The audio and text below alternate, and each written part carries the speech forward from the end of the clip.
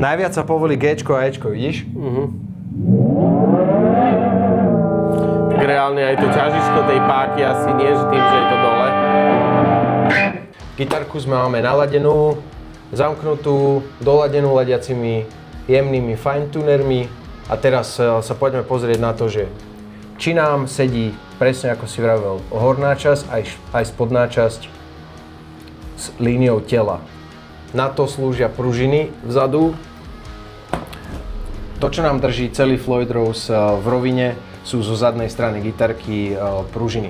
Štandardne bývajú 3, bývajú buď rovnobežne, keď ich osadíte na tzv. Klo, bližšie k sebe zvýšite trochu ťah. Ako môžeme ešte zvýšiť ťah strún a vybalancovať si tak Floyd, aby nám pekne linkoval s telom gitary? Na to slúžia tieto šroby. Vidíme, že na tejto gitarke sú dotiahnuté úplne na telo. To znamená, tlak je vysoký a dalo by sa spraviť to, že by sa povolili a pridala by sa pružina. Treba s tým balansovať a každá gitara to má trochu inak. Nechcem sa do toho moc šprtať, keďže to máme takmer pekne, ale predsa len by som spravil jednu vec. Zvýšil by som ťah v strane basových strún, pretože spodná časť je veľmi pekne s telom a vrchná časť nám trošku vyčnieva. Snažíme sa vybrať túto pružinu. Nie vždy to úplne ide hladko.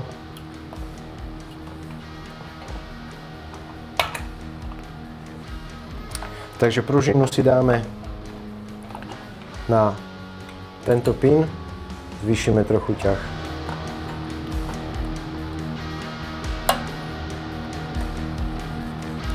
Táto finta mi trvala roky. Pružinu sme premiestnili, ale ešte stále by sme potrebovali trochu pritiahnuť na basovej strane. Už sme skoro na doraz, ale to vôbec nevadí, pretože máme to takmer dokonale naladené. Zapákujeme ešte kúsok. Tu sa môžeme dostať presne do situácie, v akej sme teraz. Šroby sú už úplne natiahnuté, šroby sú už úplne zavrtané do tela a ešte by sme potrebovali ísť. V takomto prípade by sme dali o jednu pružinu viac, zvýšili by sme ťah a povolili by sme šroby. Opäť preladili celú gitaru a museli ísť od začiatku, takže teraz to neurobím. Skúsim ešte milimetrik.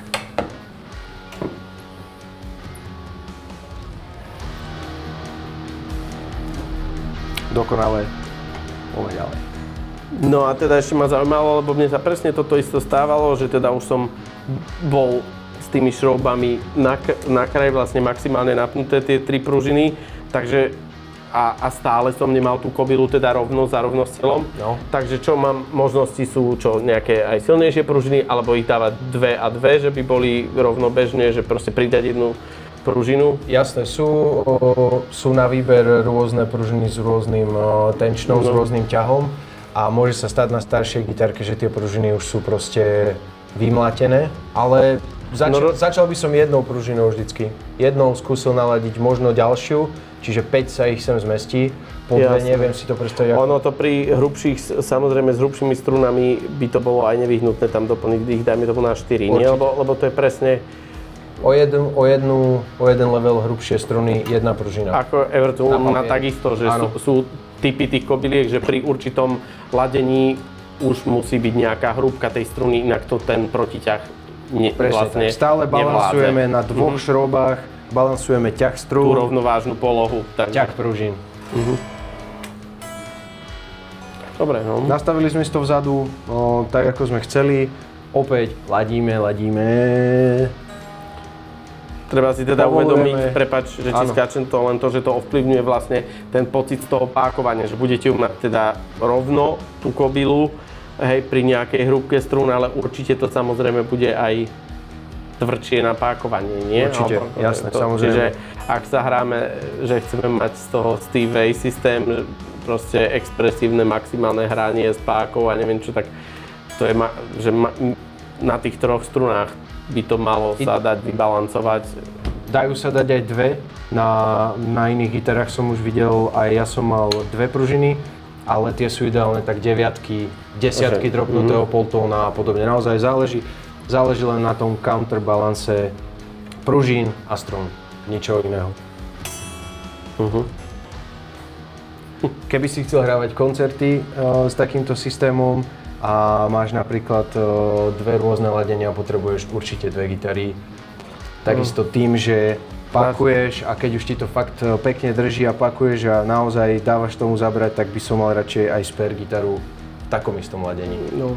Čiže po dve, lebo tam keď ti praskne struna, tak ti to ani keď máš technika najlepšieho, najrýchlejšieho na svete, nestihne ti to vymeniť a nestihne ti to dať do stavu, že to ladí, takže backup gitara vždy. No. Chcel by som mať tie problémy, že mám technika a nestíha to. Už aby som tam bol.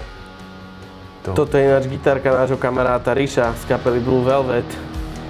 Tak čau. Takže čau Ríšo. Čau. Ďakujeme, že ti môžeme dať do poriadku tvoju flautičku.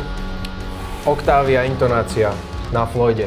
Kamene na Floyd Rose sú loknuté, na rozdiel od iných gitár, na ktorých sa vlastne dajú posúvať obyčajným šrobovákom zozadu. Je to kvôli tomu, aby sa zvýšila stabilita ladenia a aby sa všetko vrátilo do pôvodného miesta, keď gitare spôsobujeme distress. A je to zložité, pretože musíme dať dole strunu, povoliť túto šrobu, jemnúčko posunúť kameň, zatiahnuť šrobu, natiahnuť strunu, skontrolovať, doladiť, pokiaľ sme to posunuli nesprávne. Ideálne dá sa ten kameň posúvať aj držaním za toto, ale treba si dávať naozaj na to pozor, netreba to posúvať po veľkých vzdialenostiach, ale fakt len po troške a znovu skontrolovať, naladiť. Takisto všetky.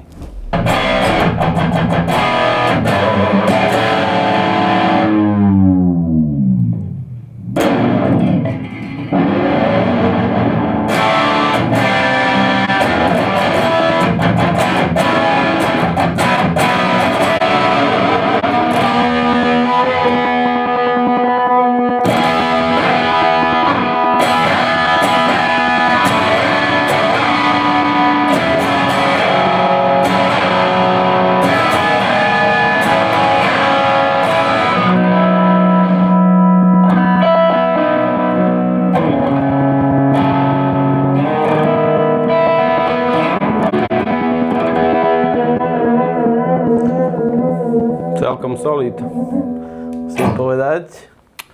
No, pri takomto setupe to bude ladiť, samozrejme nevydrží to celý koncert, bude treba fine-tuner doladiť, ale...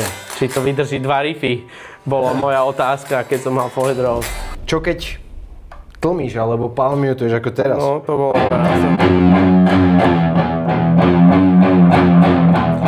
To bol absolútne ten ďalší struggle, ktorý sa mi teda podarilo tak DIY rozseknúť. Ale vlastne samozrejme, že ak chcete na tejto istej gitare nahrávať palmutové metalové riffy, čo je celý žáner v podstate, tak rozhodne Floyd Rose Tremolo, ktoré aj keď máte ho nasetapované, tak rozhodne to ja nedoporúčam nahrávať. Čiže dochádza k momentu, kedy chcete nejak ten Floyd Rose zablokovať. A teda, aké sú možnosti, lebo ja som sa teda v istej fáze rozhodol, že OK, nebudem pákovať, potrebujem ju, mám tú gitaru, viem na nej dobre hrať, lebo sa mi na nej hrá pohodlne, ale chcem nahrávať riffy a potrebujú ladiť, takže tremolo musíme zablokovať. Ako by si to spravil ty? Tak... A potom ti odhalím, ako som to spravil, ja by si sa mi mohol vysmiať.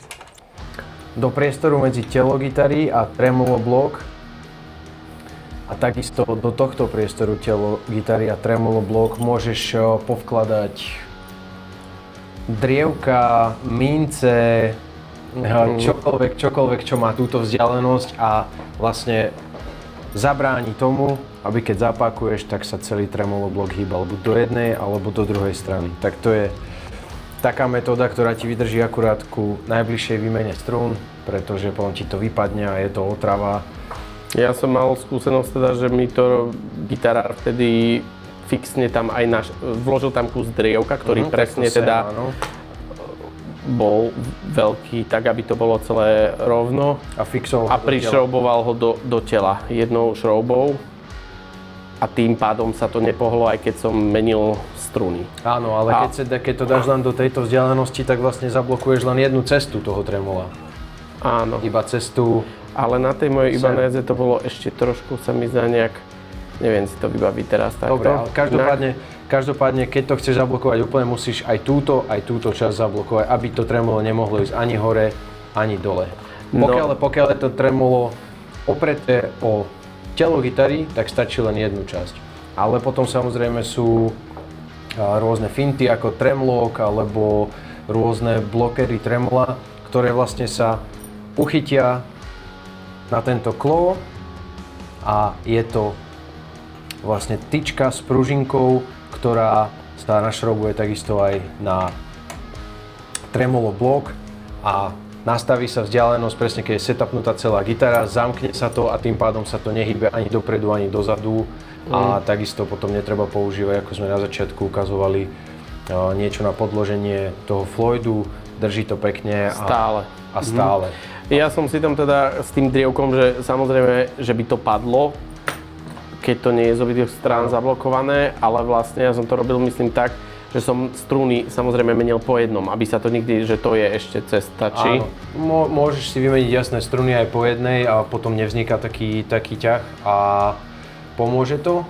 Akože vymeníš to bez toho, aby ti to teda vypadlo, že dá sa to tak, lebo však ja s tým tremlockom nemám nejaké skúsenosti presne, ale viem, že to existuje, vyzerá to celkom robustne. Je to super, vlastne chytí celú túto časť a túto vzdialenosť, ktorá je pri tomto setupe fixná, dodrží. Malou šroubkou si nastavíš vzdialenosť alebo dĺžku. Potom, keď to nechceš a chceš opäť pákovať, tak stačí vlastne to povoliť a vybrať preč.